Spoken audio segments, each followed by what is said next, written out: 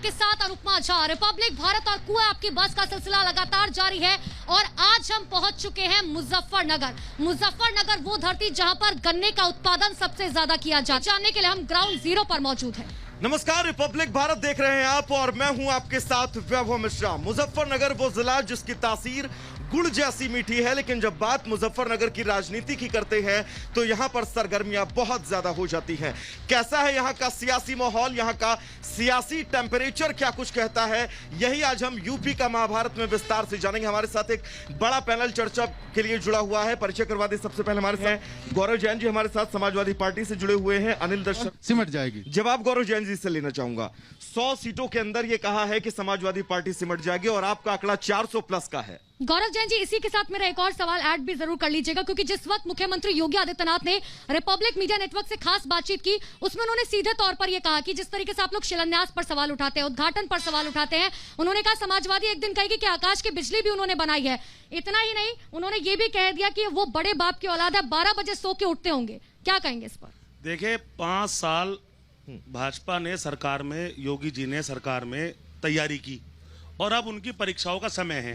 और ये कोई साधारण परीक्षा नहीं, बोर्ड के एग्जाम पहले फेल हो जाएंगे तो यहीं खत्म हो जाएंगे। इनके 5 साल के कुकर्मों का नतीजा है कि ये 47 से 300 क्रॉस करी थी, ये 47 से भी नीचे जाएंगे।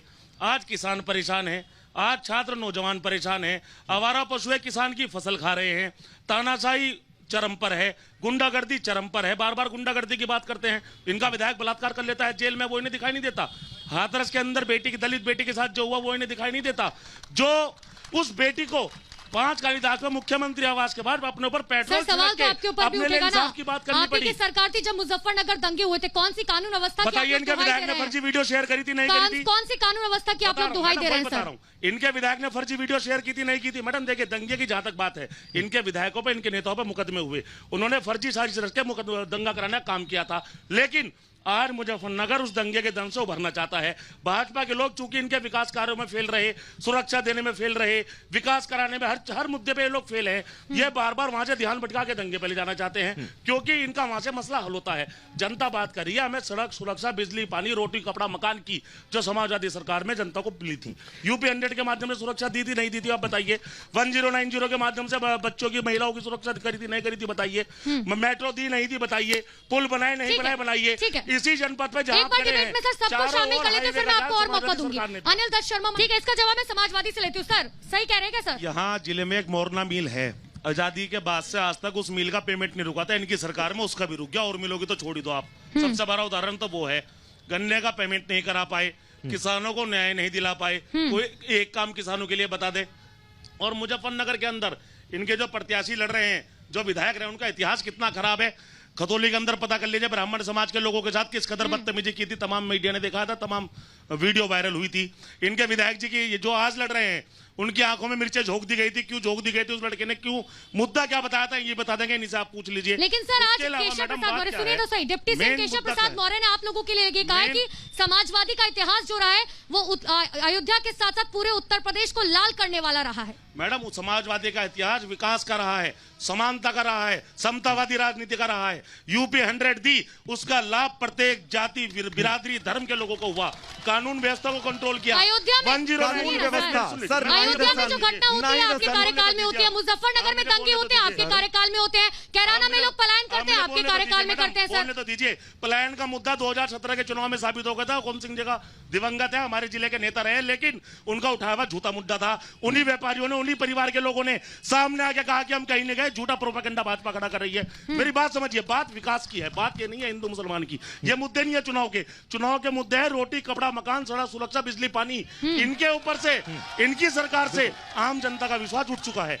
2012 में समाजवादी सरकार बनी, हमने मैनिफेस्टो दिया। अगर देखिए, ये भाषण तो नहीं सर, नहीं सर, अगर आप जवाब देंगे तो मैं सवाल पूछूंगी। नहीं सर, नहीं सर, भूमिका मेरी मत बदलिए, मेरी भूमिका मत बदलिए। मेरा सवाल आपसे ये, अगर आप कह रहे हैं कि रोटी, कपड़ा, मकान पे अखिलेश यादव कहते हैं राम मंदिर बनेगा, हम जाएंगे पूरे परिवार के साथ, चंदा भी चढ़ाएंगे, क्या मतलब है इसका? नहीं, मैं आपसे पूछ रही हूँ। इलेक्शन कैंपेन में मंच पर खड़े होकर ये भाषण देते हैं सर, इलेक्शन कैंपेन में मंच पर खड़े होकर बोलने का क्या मतलब है? वो सॉफ्ट हिंदुत्व की तरफ है, सॉफ्ट हिंदुत्व की तरफ चल रहे हैं अखिलेश यादव। आस्था का मुद्दा है, धार्मिक बात विकास क्या, वो लगातार जो उन्होंने तो और बातें भी कही। उन्होंने कहा हम जो सरकारी कर्मचारी हैं उनके सपने में श्री कृष्ण आते हैं, आप बताइए। सपने में श्री कृष्ण आते हैं चुनाव से पहले, आप बताइए सर चुनाव से पहले सपने में श्री कृष्ण आते हैं, पहले की तरह समाजवादी पेंशन देंगे, आप बताइए। उन्होंने तो बहुत बातें कही सर, चुनाव से पहले सपने में श्री कृष्ण आते हैं, लगभग लोहिया जी के समाजवाद, और जनता यकीन कर रही है कि जो वादे मैं लौट रही हूँ। माफियाओं के खिलाफ सख्ती बरती जाती है तो गलत कैसे? खुशी दुबे माफिया है। लेकिन धर्म को देखकर, खुशी दुबे का जिक्र मैंने नहीं किया सर, मैंने व्यक्तिगत नाम किसी का नहीं लिया है, मैंने नाम सर व्यक्तिगत किसी का नहीं लिया है। आप बताइएगा, आप बताइएगा सर। ये कोर्ट का काम होता है, उसको लेकर सवाल मैं बीजेपी से पूछूंगा ना सर, उसको लेकर सवाल मैं बीजेपी से पूछूंगा। कानून व्यवस्था की दुहाई आप लोग जो है मंचों से खड़े होकर देते हैं। विपक्ष कह रहा है कि सुरक्षित ही नहीं है, चूड़ी वाले को गोलियां मार दी जाती हैं। 22 साल का बच्चा मार दिया गया, लखीमपुर के अंदर कत्ल कर दिया गया, व्यापारी मार दिया गोरखपुर के अंदर, अलीगढ़ में व्यापारी मार दिया, मेरठ में 2 व्यापारी मार दिए।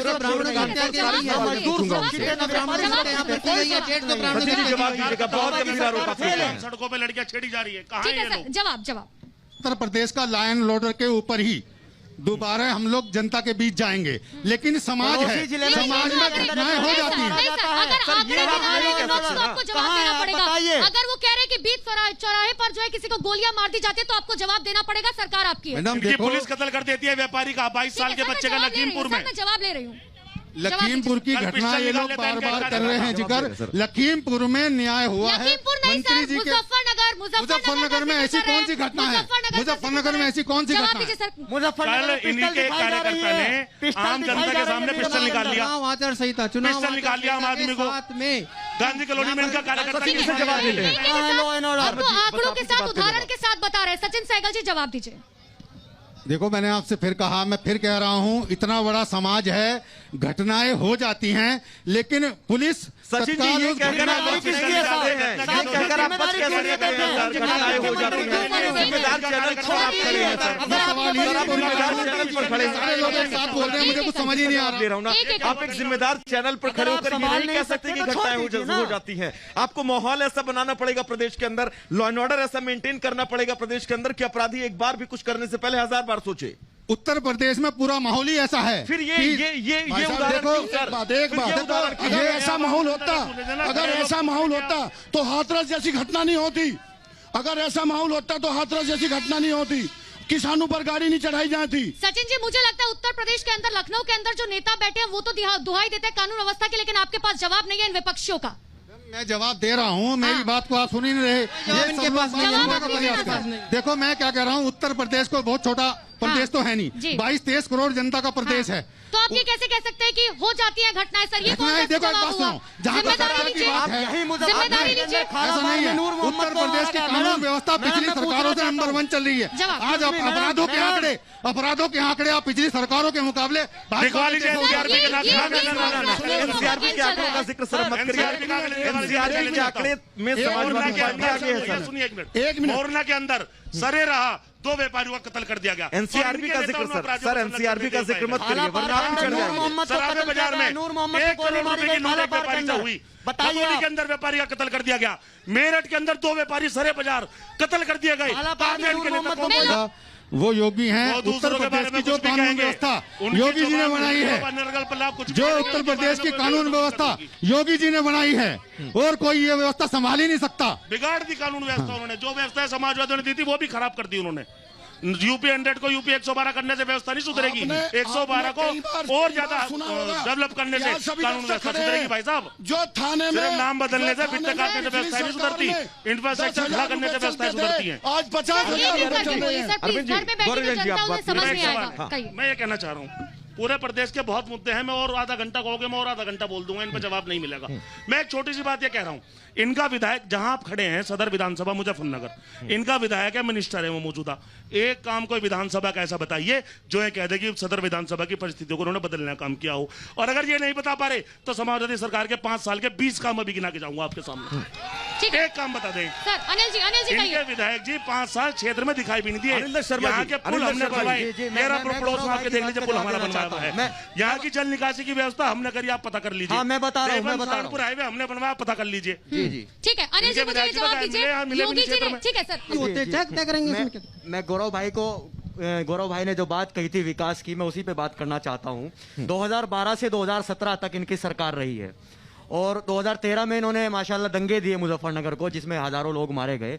अब अगर हम विकास की बात करें तो आप देखिए जितने मुस्लिम बहुल क्षेत्र हैं, जैसे खालापार है, मिमलाना रोड, लद्दावाला, मल्लूपुरा, आप इन क्षेत्रों के अंदर अगर जाएंगे तो 2012 से और अब तक इनके अंदर एक मर्तबा भी एक ईंट नहीं लगाई गई। जू का तू, खड़ंजे टूटे हुए हैं, पानी भरा हुआ है। और तो और मैं आपको एक चीज और बताना चाहता हूं, जो हमारे मौजूदा विधायक हैं, हमारे जो सिटी का जो दिल है, ये शिव चौक जो कहलाता है, यहाँ पर अगर आप देखेंगे बरसात के अंदर पानी इतना भर जाता है, गाड़ी तक डूब जाती है। ना इनसे हो सका ना उनसे हो सका, लेकिन मैं आपसे वादा करता हूँ आपके चैनल के माध्यम से कि तीसरे मोर्चे की सरकार आएगी तो हम लोग सबसे पहले इस काम को कराएंगे। एक सवाल मेरा और लीजिए। तीसरे मोर्चे की सरकार बनने जा रही है। आपके गठबंधन के एक प्रत्याशी है, उनको दोपहर में कोरोना होता है, रात में वो ठीक हो जाते हैं, इतनी जल्दी कैसे रिकवर कर गए? अब मैं आपको 2-3 बातों का जवाब देता हूँ। ये असल में हमारे छोटे भाई नौजवान हैं, शायद इन्हें जानकारी नहीं। जिस खाला पार की बात कर रहे हैं, वहाँ एक नाला हुआ करता था, बीमारियों से ग्रस्त और पानी बहता था। माननीय नेताजी की सरकार में वो नाला बंद कराया, वहाँ सड़कें बनवाई, जबरदस्त सड़कें, आज तक वहां की सड़कें साबुत चल रही हैं। वहां के मकानों के प्रॉपर्टी के रेट भी बढ़ गए। और रही बात जनपद की, पूरे विधानसभा की, आप पता कर लीजिए मैडम, सरकारी रिकॉर्ड है, 1000 करोड़ रुपए से ज्यादा का विकास कार्य समाजवादी सरकार ने विधानसभा में कराना काम किया। 3 तो पुल बनवाए, 3 तो बनवाए पुल। और मैं मैडम डेवलपमेंट अथॉरिटी का मेंबर था, मेरी प्रयासों से 2-2.5 करोड़ रुपए से ज्यादा की सड़कें इनके जो क्षेत्र बता रहे हैं। मुझे एक और बात का जवाब दीजिए गौरव जी।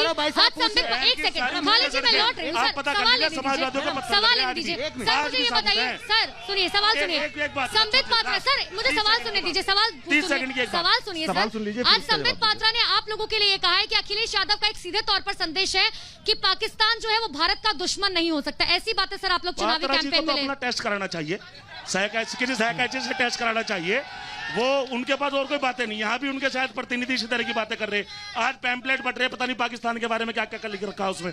इनके पास बताने के लिए एक सेकंड इनके पास बताने के लिए सड़क सुरक्षा, बिजली पानी के बारे में कुछ नहीं है, नौकरी के बारे में कुछ नहीं है, रोजगार के बारे में कुछ नहीं है। और कोरोना के मामले में कोई सफाई इनके पास नहीं है।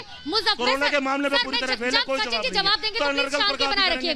बहुत महत्वपूर्ण मुद्दा आपने उठाया, ये तो आप देख ही सकते हैं ना। मुजफ्फरनगर तक और सुनिए, मुजफ्फरनगर की सारी सड़कों का, सारी सड़कें 2-3 बार बनी हैं। अभी जानसठ रोड, रुड़की रोड का चौड़ीकरण का काम चल रहा है।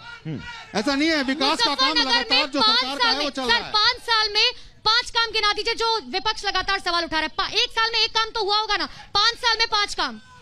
मैडम 5 काम देखो, मैं गिन रही हूं सर। हाँ, सड़कें क्या, सड़कें कहाँ की सड़कें? सुनिए, ये आपका रुड़की रोड का चौड़ीकरण, सुनिएगा सर आप। 2 नंबर जानसठ रोड चौड़ीकरण, समझ रहे? ऐसे करके बहुत सारे काम हैं। चूंकि देखिए मैडम, वो क्षेत्रीय काम हुए, आंकड़ों पर बात कीजिए, 2 काम हुए, 3 और बचे सर, 2 काम हुए, 3 और बताइए। मैडम हर गलियां, शहर की सब गलियां सर, सड़कें गलियों में आती हैं, सड़कें गलियों में आती हैं। 3 काम बताइए। पूरे शहर की गलियां हैं, मैं एक एक करके थोड़ी गिनवाऊंगा उनको। 3 काम और बताइए सर। रोजगार है, शिक्षा है, मेडिकल सुविधाएं हैं। मैडम यहाँ ITI का जो कॉलेज है, ITI का जो कॉलेज है, उसमें बहुत अच्छे से काम चल रहा है। अखिलेश यादव जी की सरकार में एक बार 3 काम बचे हैं। हाँ बताइए मैडम, बहुत सारे काम ऐसे हैं जो भारतीय जनता पार्टी के विधायक ने पूरे नगर में किए हैं। आपको याद है? मैडम देखो, वो काम उनका था, विधायक ने किया। कहाँ से बेचारे? ठीक है, जवाब दीजिए। ठीक है, दिल्ली का मोहल्ला क्लिनिक और स्कूल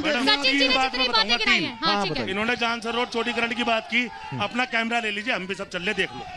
शहर के जो मुख्य बाजार हैं, भगत सिंह रोड, सराफा बाजार, आलू मंडी, दाल मंडी, लोहिया बाजार, खालापार, किदवई नगर से लेके ईदगाह चौकी तक आप चलो, मुख्य सड़कें आज भी समाजवादियों के पत्थर लग रहे, समाजवादी लोगों की सरकार में बनवाई गई थी। आप पता कर लो, यहाँ का पुल 10 कदम पे पुल है मैडम, ये रहा महावीर चौक पे, समाजवादियों ने बनवाया।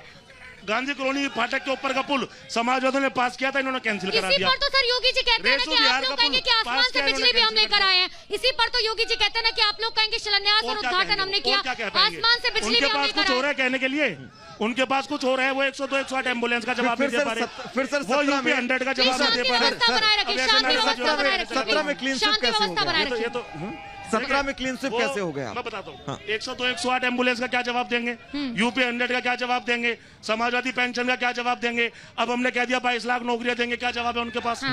हमने कह दिया कि पेंशन बहाल करेंगे, क्या जवाब है? एक लास्ट बात मैडम, एक लास्ट बात, यहाँ पर कोरोना से मुजफ्फरनगर में इतनी स्थिति खराब हुई, ना दवा मिला, ना डॉक्टर, ना ऑक्सीजन, ठीक है, लोग मर गए।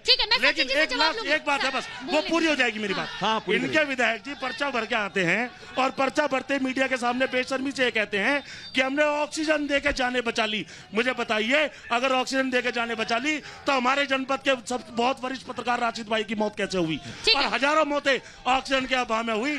ये लोग संवेदनाएं तो क्या व्यक्त करेंगे और बेशर्मी से गलत बयान देंगे। ठीक है, मैं अनिल जी, मुझे गौरजन जी, क्या मुद्दे लेकर आप जाएंगे जनता के बीच मुजफ्फरनगर की? चूंकि जनता ने देखा है, पहला व्यवस्था सुधार लीजिए अपनी डिबेट की तो मैं आगे बढ़ूं। हाँ, बोलिए। देखिए, आपने देखा है 2012 में जो मैनिफेस्टो दिया था वो काम हमने किए थे, उससे अलग भी मेट्रो वगैरह तमाम चीजें हमने की थी, मैं बता चुका हूं। इस बार भी माननीय राष्ट्रीय अध्यक्ष जी ने कहा है कि 300 यूनिट बिजली फ्री देंगे, पेंशन बहाल करेंगे कर्मचारियों की, उसके अलावा किसानों के लिए तमाम योजनाएं उन्होंने दी हैं, समाजवादी पेंशन का वादा उन्होंने किया है, तमाम तरह के वादे किए हैं। इंफ्रास्ट्रक्चर को डेवलप करके किसान, नौजवान, व्यापारी, महिला, तमाम वर्ग के लिए और समाज के लिए इंफ्रास्ट्रक्चर खड़ा करके विकास के रास्ते यानी तमाम वर्ग के लिए। अनिल शर्मा जी, ठीक है गौरव, ठीक है, बताइए कुछ नहीं विचार ठीक है सर, बहुत बहुत शुक्रिया आप सभी का हमारे साथ जुड़ने के लिए। बहुत बहुत शुक्रिया तो देखिए, ये मुजफ्फरनगर की धरती से हमने आपको ये बताया कि आखिर किस तरीके से नेताओं के जो है वादे क्या है। हालांकि 10 मार्च को पता चलेगा कि आखिर मुजफ्फरनगर के दिल में कौन बसता है। लगातार रिपब्लिक भारत और खुआ आपकी बस का सिलसिला जारी है। एक बार फिर मिलेंगे किसी नए शहर में। अनुमा, वाकई तमाम मुद्दों को लेकर यहाँ के राजनेताओं ने बात की, ये कहा कि वो क्या कुछ मुद्दे लेकर जनता के बीच जाएंगे, जनता की शिकायतों का निपटारा कैसे करेंगे। देखना ये होगा बड़ा दिलचस्प कि मुजफ्फरनगर की जनता किसको अपना मत देती है। 10 मार्च का इंतजार है। बहुत बहुत शुक्रिया आप सभी का। बहुत बहुत शुक्रिया आप सभी का, बहुत बहुत शुक्रिया। बहुत बहुत शुक्रिया सर।